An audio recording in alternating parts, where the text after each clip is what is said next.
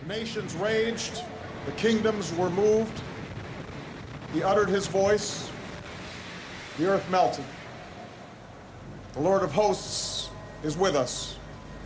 The God of Jacob is our refuge. Come behold the works of the Lord, who has made desolations in the earth. He makes wars cease to the end of the earth. He breaks the bow and cuts the spear in two. He burns the chariot in fire. Be still and know that I am God. I will be exalted among the nations. I will be exalted in the earth. The Lord of hosts is with us. The God of Jacob is our refuge.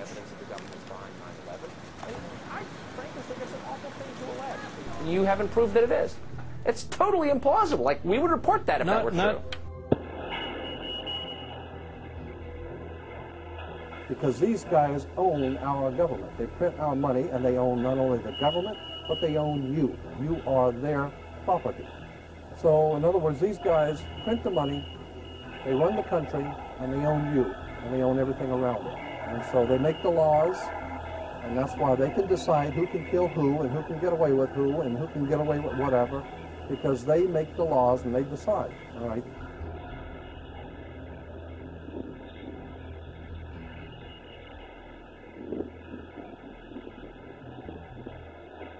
On that day, what did the president say to you?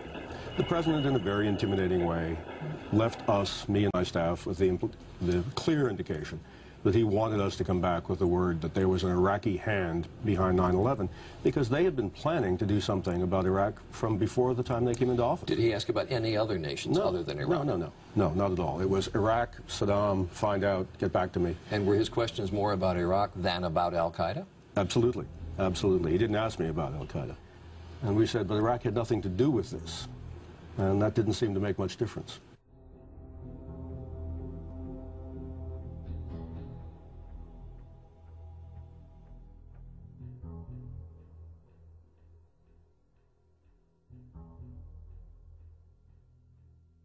About 10 days after 9/11, I went through the Pentagon and I saw Secretary Rumsfeld and Deputy Secretary Wolfowitz. I went downstairs just to say hello to some of the people on the Joint Staff who used to work for me, and one of the generals called me and he said, "Sir, you got to come in. You got to come in and talk to me a second." I said, "Well, you're too busy." He said, "No." He says, "We've made the decision. We're going to war with Iraq." This was on or about the 20th of September. I said, "We're going to war with Iraq. Why?" He said, "I don't know." He said, "I guess they don't know what else to do." So I said, "Well, did they find some information connecting Saddam to Al-Qaeda?" He said, No. He says, "There's nothing new that way. They just made the decision to go to war with Iraq." He said, "I guess it's like we don't know what to do about terrorists, but we've got a good military and we can take down governments." So I came back to see him a few weeks later. And by that time, we were bombing in Afghanistan. I said, "Are we still going to war with Iraq?" And he said, "Oh, it's worse than that."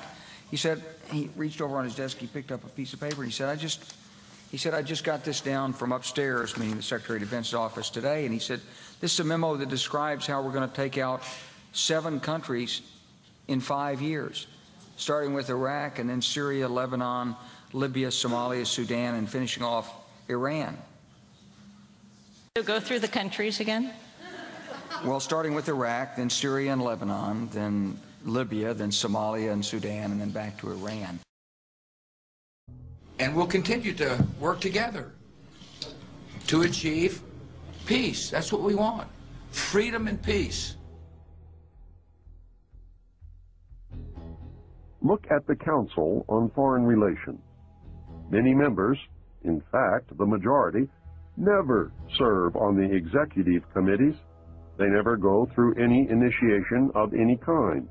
They are, in fact, the power base and are used to gain a consensus of opinion. The majority are not really members, but are made to feel as if they are.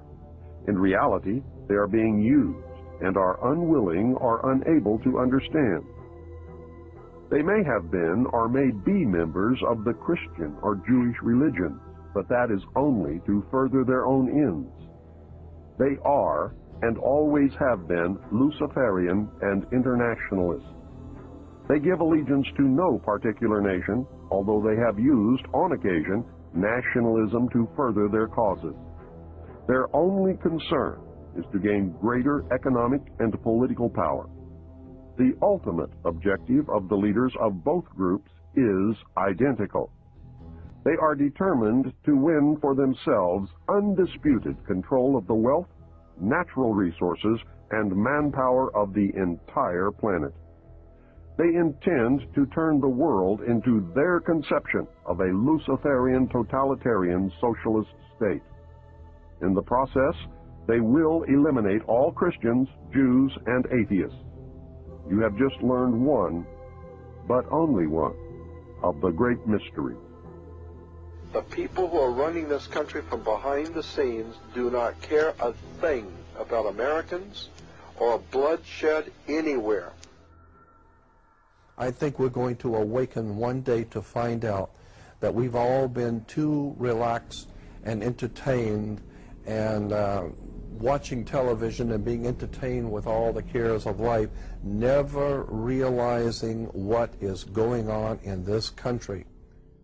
In the secret, ladies and gentlemen, they are at least, very bare minimum, 50 to 100 years ahead, beyond what you can even imagine. Be still and know that I am God.